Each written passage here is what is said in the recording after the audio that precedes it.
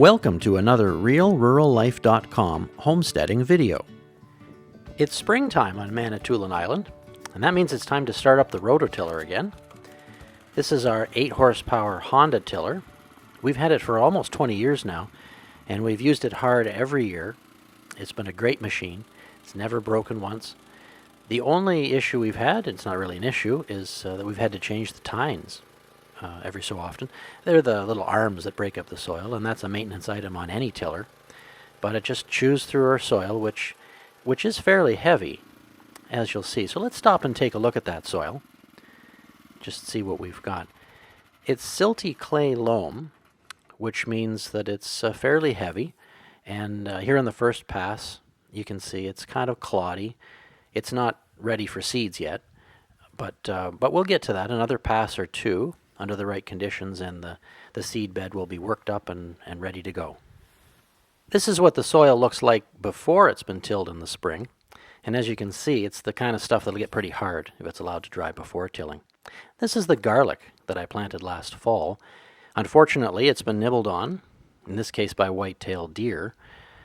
But I think we're going to be okay, because I've turned the electric fence on now. I forgot to put it on before, and I think that garlic's going to grow fine as long as we can keep the deer away. These are the 3 30-foot-long rows we've planted. So let's get back to tilling. I'd like to show you a little modification that I made to the tiller. This 1-gallon plastic pail is bolted to the shroud that protects people from getting hurt by the tines, and I put it there as a place to put rocks in. Our garden was originally fairly stony, but as I till it, I pop rocks in there, and it's been getting quite a bit cleaner over the years. That white thing you see off on the top of the screen is snow, the leftovers of a snowdrift from a really hard winter we've had, but not hard enough to damage the carrots that I left in part of the garden over the winter. I didn't even have a chance to cover these before the first snows arrived, and that's really what preserved them. The snow stops them from freezing, and these carrots are still very crunchy and great to eat. The tiller did hit a few of the carrots, as you can see, and they're all broken up, but they're going to wash up fine. And we're going to cut them up anyway before boiling, so no trouble. This carrot was cut by the tiller as it was in the ground. So let's dig some out again. Just about every shovelful here is full of carrots. This is a good one. There's a bunch of others too.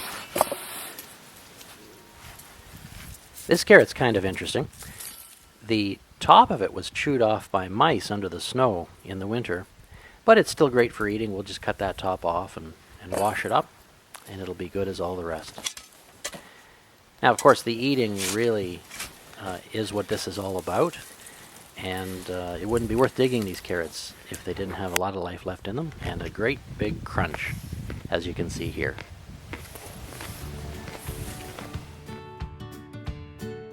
Explore RealRuralLife.com for more real-world homesteading experiences.